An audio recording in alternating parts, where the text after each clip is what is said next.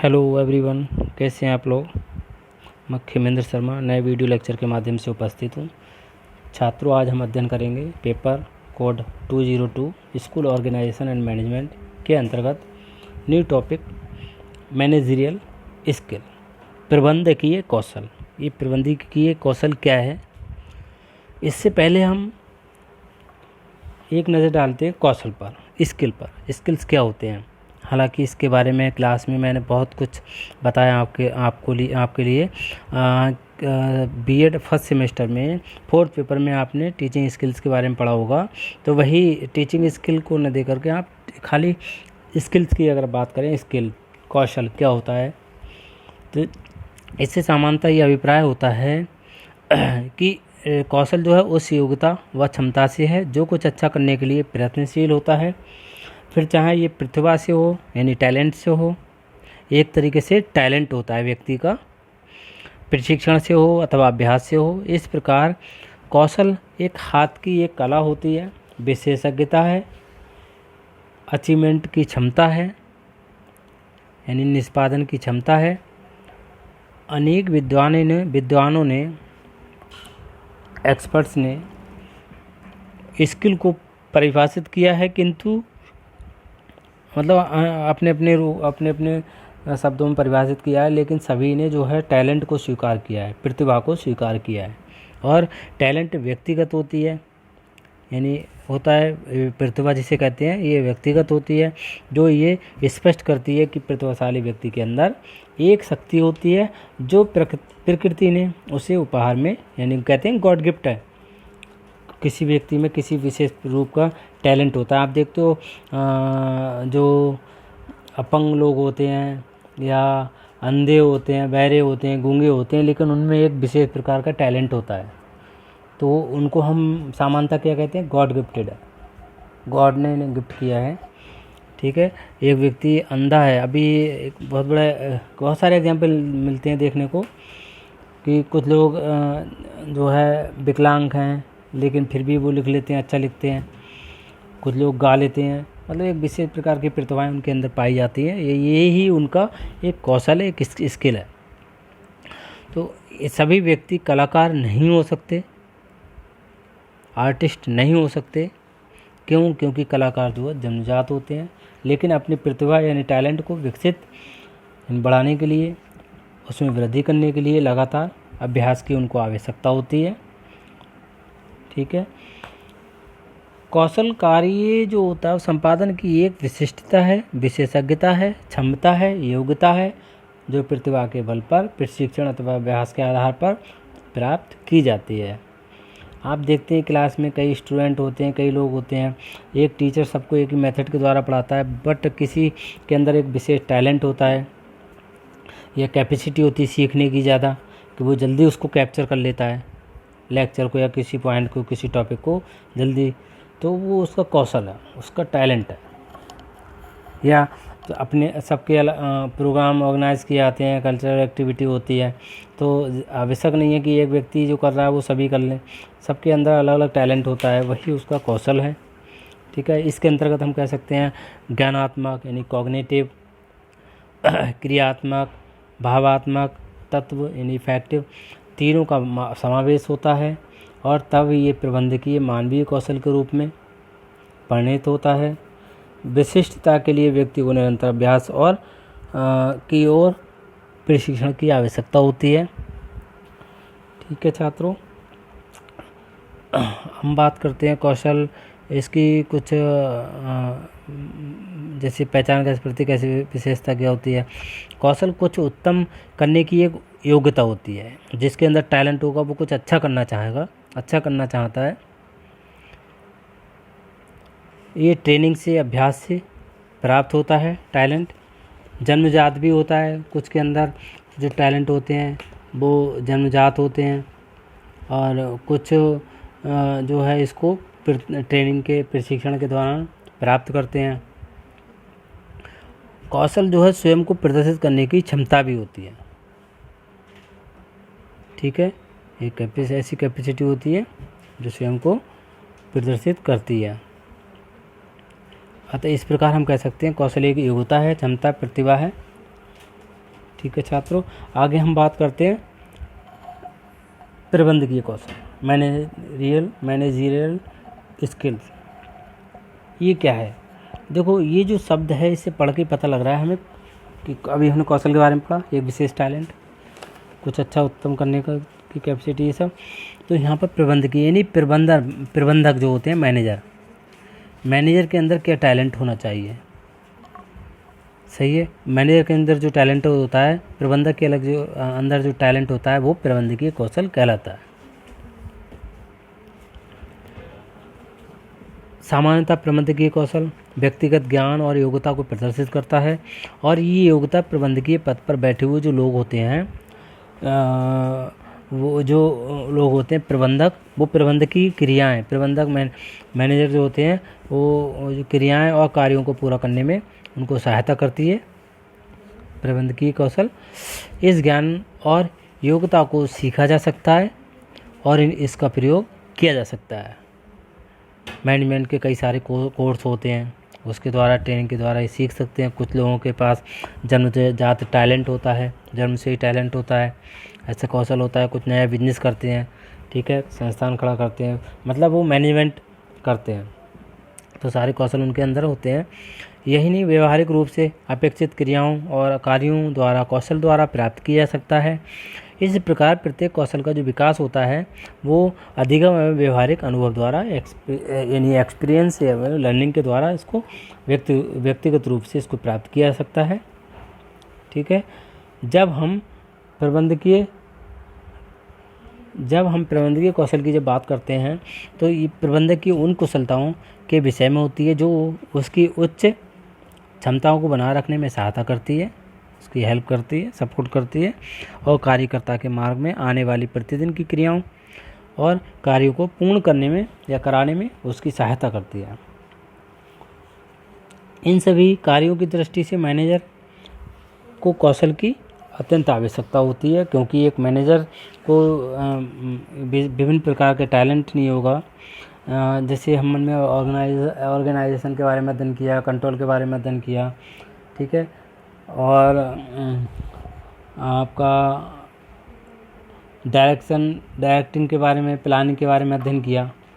तो ये सारी चीज़ें जो हैं कहीं ना कहीं आपने ऑर्गेनाइजेशन में 2 तत्वों के बारे में अध्ययन किया था, उसके जो 2 तत्व हैं, भौतिक तत्व और मानवीय तत्व, तो उनका कहीं ना कहीं कोऑर्डिनेशन को बनाना, उसकी नॉलेज होना एक प्रबंधक को, एक मैनेजर को अति आवश्यक है।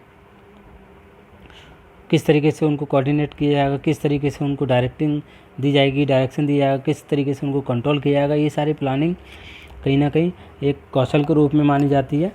ये जो टैलेंट होता है इस प्रकार का मैनेजर के अंदर पाया जाता है, वो प्रबंधकीय कौशल कहलाता है।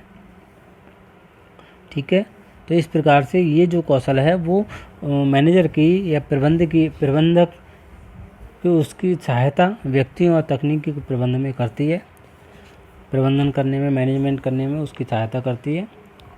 समझ रहे हैं आप? क्योंकि जब ऐसा टैलेंट व्यक्ति के पास नहीं होगा तो वो किस तरीके से अपने वर्क को या उसको मैनेज कैसे करेगा, संस्थान को, फैक्ट्री को, इस तरीके से।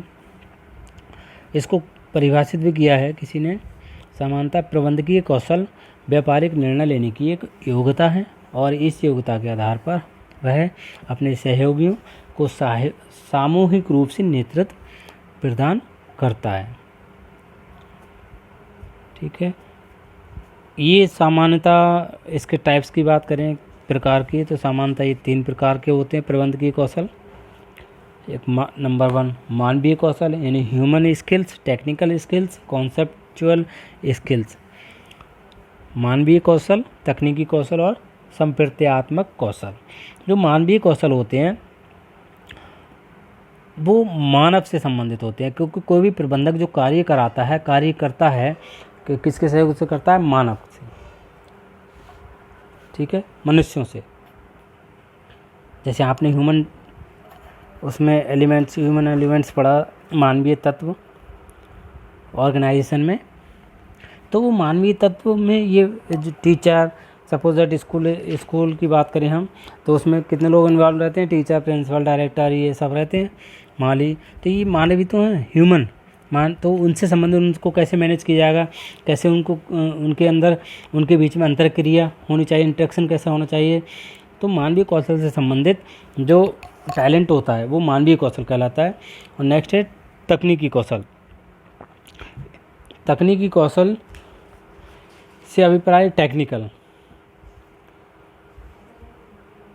कुशलता और टेक्निकल यानी इसका अभिप्राय जो है व्यापार में कुशलता और उसका ज्ञान है। विस्तारपूर्वक भी अध्ययन करेंगे इसके बारे में। तकनीकी शिक्षा की बात करते हैं, तकनीकी ज्ञान, टेक्निकल चीज़ों के बारे में ज्ञान होना चाहिए। नेक्स्ट है संप्रत्यात्मक कौशल। इसका जो अभिप्राय होता है वो संप्रत्य कुछ कॉन्सेप्ट को समझने की योग्यता, विचारों का विकास और उनका प्रयोग, विधि संप्रेषण की क्षमता, यानी इसमें सारी चीज़ें आती हैं, मेथड्स, टेक्निक्स, विचार, टैलेंट, आपका कम्युनिकेशन, है ना, ये इनका उत्तरदायित्व व्यवहार की तकनीकी का ज्ञान एवं प्रयोग होता है।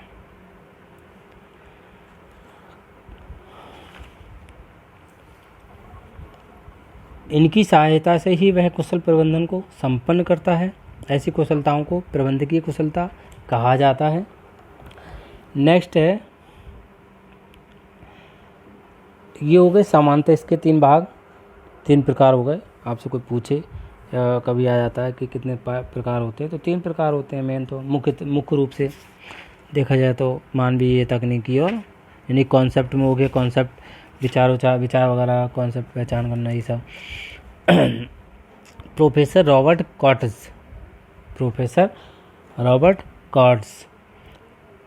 कॉट्स ने कहा है कि प्रबंधकीय कौशल 3 प्रकार के, इन्होंने भी 3 टाइप्स दिए हैं। बट ये देखिए मैंने रेखा चित्र बनाया हुआ है। इन्होंने कहा है कि प्रत्येक प्रबंधक को ये तीनों कौशल आवश्यक हैं, बट इनकी जो मात्रा होती है प्रबंध के स्तर, जैसे जिस लेवल का मैनेजमेंट होगा एक संगठन से दूसरे संगठन के मध्य भिन्न भिन्न होती है। प्रबंधन का जो स्तर होता है भिन्न भिन्न होता है,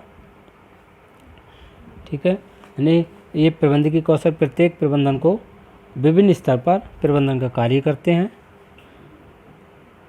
और कार्य करते समय सर्वोच्च स्तर पर प्रबंधक को अधिक संप्रत्यात्मक कौशल की कम तकनीकी कौशल की आवश्यकता होती है।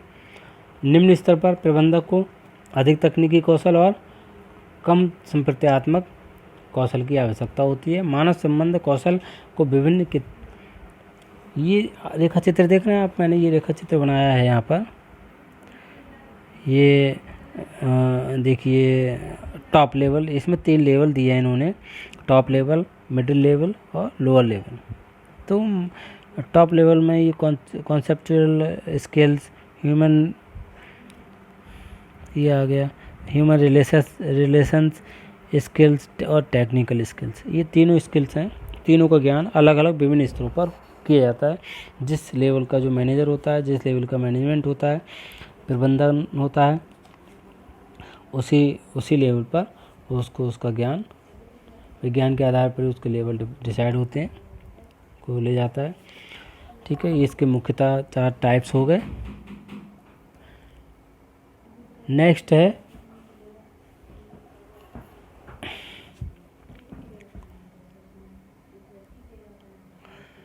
इनके अलावा भी कुछ कौशल हैं जिनके बारे में विस्तारपूर्वक अध्ययन करते हैं। जैसे अभी हम बात कर रहे थे संप्रत्यात्मक कौशल, कॉन्सेप्चुअल स्किल्स। इसके अंतर्गत ये कौशल की एक ऐसी योग्यता होती है जो संगठन को संपूर्ण रूप से देखता है और अंतर्गत विश्लेषण कौशल, क्रियात्मक कौशल और पहल करना कौशल सम्मिलित, ये सब प्रबंधकों की समस्या के कारणों को पहचानने में सहायता करता है। संपूर्ण संगठन है उसका लाभ की दृष्टि से ये प्रबंधक की सहायता करता है। पूरे संगठन के लिए उद्देश्य निर्धारण में प्रबंधक की सहायता करता है, मतलब क्या क्या उद्देश्य हैं कार्य करने के, वो सब प्रत्येक स्थिति के लिए योजना निर्माण में संप्रत्यात्मक कौशल की प्रबंधक की सहायता करता है, ठीक है। ये जो है प्रोफेसर रॉबर्ट कॉट्स के अनुसार ही इन्होंने ये 3 कौशल दिए हैं, वही कौशल हैं तीनों, ठीक है। नेक्स्ट है मानवीय संबंध कौशल, ह्यूमन रिलेशन स्किल्स। इसके बारे में अभी पीछे पढ़ा। इस कौशल को व्यक्तित्व भी कहते हैं, अंतर्वैयक्तिक कौशल भी कहते हैं। ये कौशल व्यक्तियों के साथ कार्य करने की योग्यता है।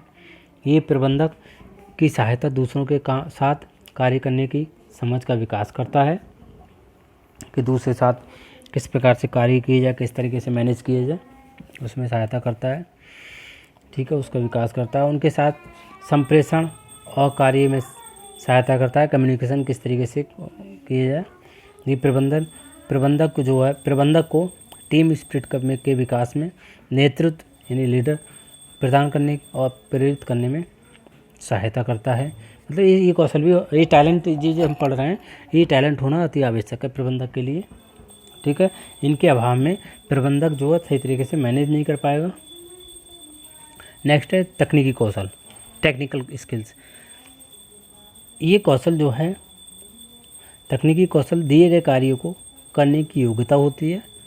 ठीक है, तकनीकी कौशल प्रबंधक की सहायता विभिन्न प्रकार की मशीनें और उपकरण का प्रयोग करने में करती है। यह विभिन्न प्रक्रियाओं और तकनीकी के प्रयोग में भी सहायता करती है। कम स्तर वाले जो हमने lower level, top level, middle level की हम बात जो कर रहे थे, वहाँ पर कम जो स्तर वाले होते हैं, लोअर लेवल के प्रबंधक होते हैं, उनको अधिक तकनीकी कौशल की आवश्यकता होती है। ठीक है, इसका कारण ये है क्योंकि वास्तविक में ऑपरेशन जो है के इंचार्ज होते हैं ये सब। नेक्स्ट है, ये जो है तीनों हमने जो कौशल पढ़े थे रॉबर्ट कॉर्ड्स के द्वारा थे, बट इनके अलावा भी कुछ कौशल हैं, उनके बारे में अध्ययन करते हैं। संप्रेषण कौशल, कम्युनिकेशन स्किल। देखिए, कम्युनिकेशन के बारे में बहुत सारा डिटेल से एग्जाम क्लास में पढ़ा था आपने, मैंने समझाया था, शायद कॉन्सेप्ट सबको क्लियर है। बिना कम्युनिकेशन को कोई भी वर्क संभव नहीं है। कोई भी व्यक्ति इसका कम्युनिकेशन स्किल अगर डेवलप नहीं होगा, अच्छा नहीं होगा, ठीक नहीं होगा, तो वो कोई भी कार्य ठीक प्रकार से दूसरे व्यक्ति के द्वारा अपना कार्य नहीं करा सकता। ठीक है, तो यहाँ पर संप्रेषण कौशल की हम बात करें, प्रबंधन के तीनों स्तरों पर समान रूप से आवश्यक होता है। ये जो top level, middle level, lower level के जो मैनेजर होते हैं, तीनों के लिए अति आवश्यक होता है। एक प्रबंधक को कार्यकर्ताओं के समझ, योजनाओं और नीतियों को संप्रेषित करने के योग्य होना चाहिए। किस तरीके से हम उसको कार्य करने के लिए डिवाइड कर रहे हैं, किससे बात कर रहे हैं, सब। उससे कर्मचारियों की समस्याएं सुननी चाहिए और उनका समाधान खोजना चाहिए, और संगठन के अंदर संप्रेषण के भाव को स्वतंत्र रूप से बढ़ावा देना चाहिए। नेक्स्ट है प्रशासनिक कौशल, एडमिनिस्ट्रेटिव स्किल्स। ये होता है प्रशासनिक कौशल की आवश्यकता जो होती है सर्वोच्च स्तर पर होती है। सर्वोच्च स्तर, टॉप लेवल के जो प्रबंधक होते हैं उनके लिए अधिक होती है। टॉप लेवल के जो प्रबंधक ये जानते हैं कि ये प्लानिंग जो है, योजनाएं और नीतियाँ कैसे बनाई जाती हैं, उनको नॉलेज होती है। मतलब जिसके पास विशेष टैलेंट होता है, अच्छा टैलेंट होता है, ठीक है, वो टॉप लेवल के जो वो होते हैं प्रबंधक, मैनेजर, तो वो ये सब जानते हैं काम किस प्रकार लिया जाता है। उन्हें संगठन की विभिन्न क्रियाओं के समन्वय में योग्य होना चाहिए, और इसके साथ ही उसे पूरे संगठन को कंट्रोल में रखने के योग्य होना चाहिए। किस तरह से कंट्रोल में किया जाए, रखा जाए। नेक्स्ट है नेतृत्वशील कौशल, लीडरशिप स्किल्स। अगर ये लीडरशिप स्किल्स नहीं होगा किसी के अंदर, तो वो एक अच्छा मैनेजर हो ही नहीं सकता, प्रबंधक हो ही नहीं सकता। ठीक है, तो नेतृत्व संबंधी कौशल में प्रबंधक मानव व्यवहार को प्रभावित करने की योग्यता में पूर्ण होता है। एक प्रबंधक अपने नेतृत्व के गुणों से कर्मचारियों को प्रोत्साहित करता है। ये कौशल स्किल्स उसे कर्मचारियों से कार्य कराने में सहायता करती है।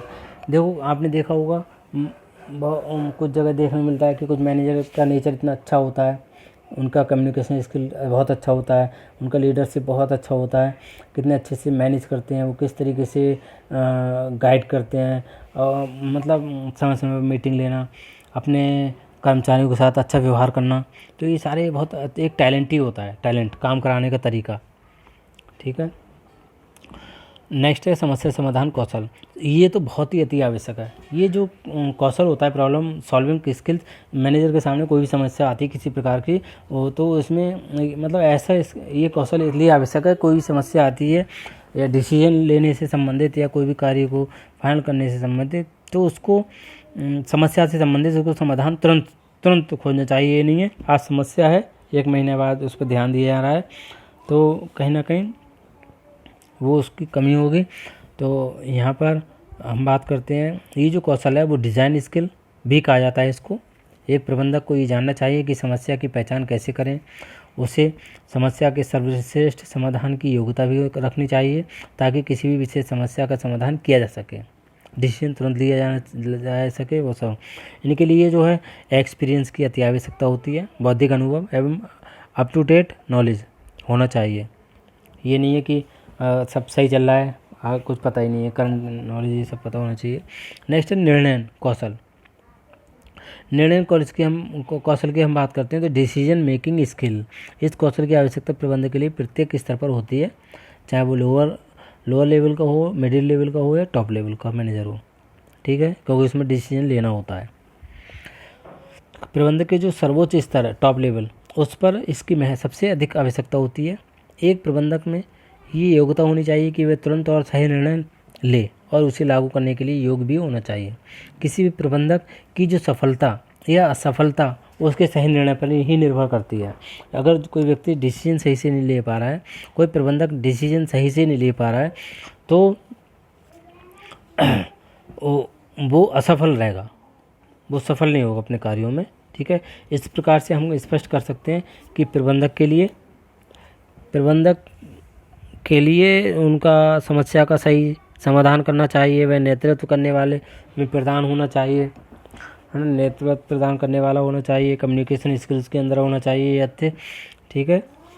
कॉन्सेप्ट की पहचान करना, विचारों का आदान प्रदान करना, मानवीय कौशल यानी कोऑर्डिनेशन, ये अंतर्व्यक्तित्व कौशल होता है। ये सभी इन कौशल, टेक्निकल ज्ञान उसको होना चाहिए, टेक्निकल नॉलेज होना चाहिए। प्रशासन की हम बात करें तो प्रशासनिक कौशल भी उसके अंतर्गत होना चाहिए। तो एक अच्छा टॉप स्तर का या टॉप लेवल का मैनेजर होगा। इसमें जो मानवीय कौशल मुख्य होता है, क्योंकि जो कार्य किया जाता है, कार्य कराया जाता है, मानवीय कौशल को एक अंतर्वैयक्तिक इंटरपर्सनल कौशल भी कहते हैं। ये वह कौशल है जिसमें प्रबंधक दूसरों के साथ संप्रेषण और कार्य करना सीखते हैं। देखो, बिना मनुष्य के, बिना मानव के तो कोई कार्य संभव ही नहीं है। चाहे कितनी भी मशीनें आ जाएं, कुछ आ जाएं, लेकिन चलाते तो मनुष्य ही हैं, उसको मानव ही है, ह्यूमन। इसीलिए ह्यूमन स्किल्स का होना अति आवश्यक है। कार्य कराने की जो क्षमता है, कैपेसिटी है, कार्य किस तरीके से कराया जाए, वो कहीं ना कहीं उसमें मानवीय स्किल का होना अति आवश्यक है। मानव के साथ कैसे व्यवहार, ये सब, ठीक है छात्रों, थैंक यू।